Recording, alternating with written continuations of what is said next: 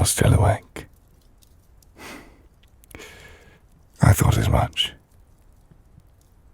You've been lying very still, but your breathing gives you away. There's a difference between the rhythm of sleep and the rhythm of someone pretending to sleep. I've had a great deal of time to learn the difference. Don't trouble yourself. You don't need to respond. I only came to check the candles.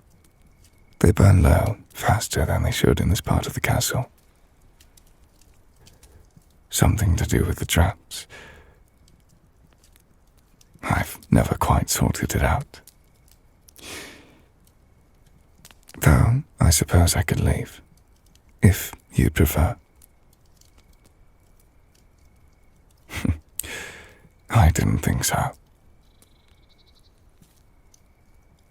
How does it feel? The wound. Blink once if it still pains you.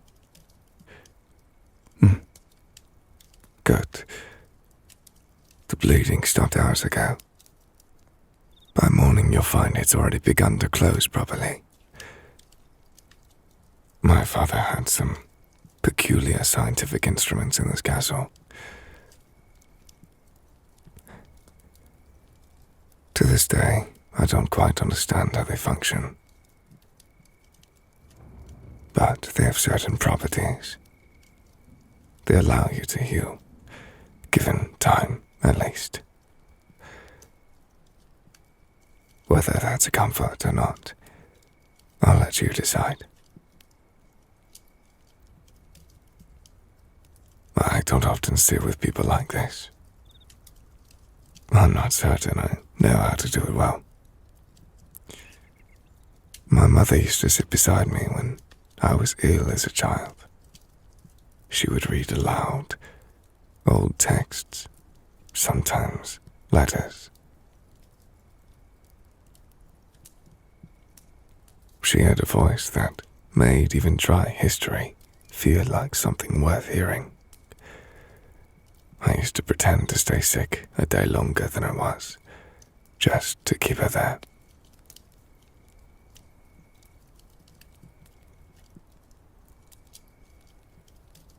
She knew, of course. She always knew. But she sat there anyway. I think that's what sitting with someone really is. Not a cure, not a solution.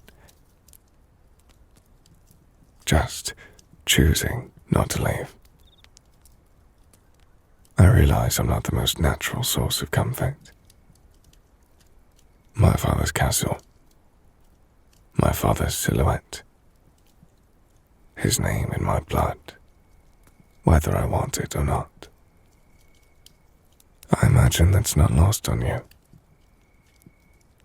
I am trying, in case that isn't clear, to be something other than what this place remembers.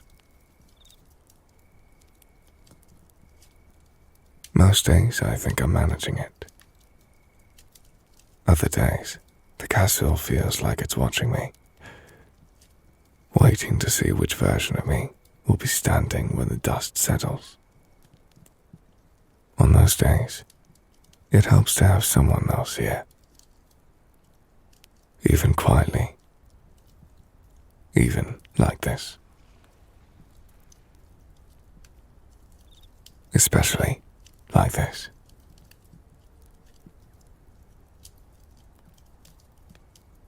Here, let me see.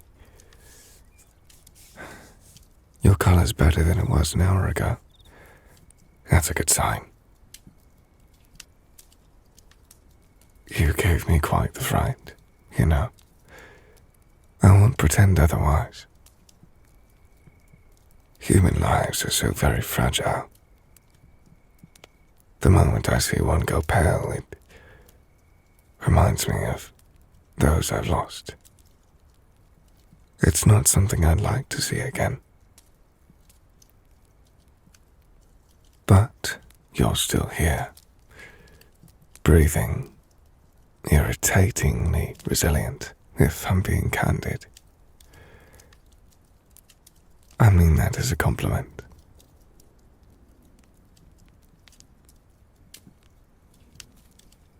Do you know what I find myself thinking about on nights like this? The world outside. The fact it's still turning. That there are cities lit up right now.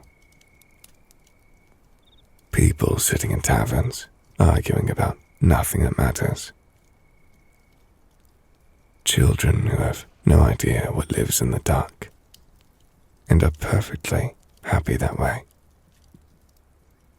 My mother believed that was worth protecting. Not in an abstract sense. She meant specifically those people. The ones who never know your name. The ones you'll never meet. I used to find that idea lonely. Now, I think it's the most hopeful thing I've ever heard. You fight for the ones who don't even know you're there. And every ordinary morning they wake up to is proof that it worked. You should rest.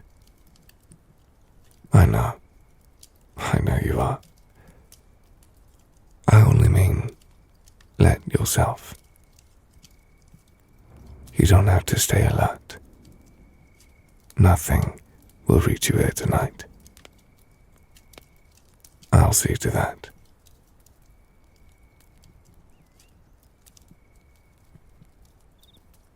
It's a strange thing.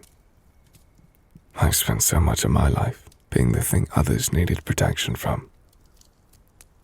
Half-breed. My father's son. And yet, here I am. Keeping watch. I find I don't mind it.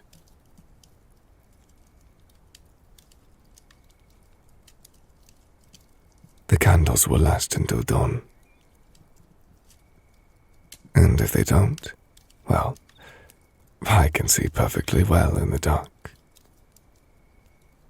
Another inheritance I've made my peace with. Close your eyes. I'll still be here. I promise. The wind will keep howling. The fire will continue flickering. And I will stay here, watching over you. Sleep now.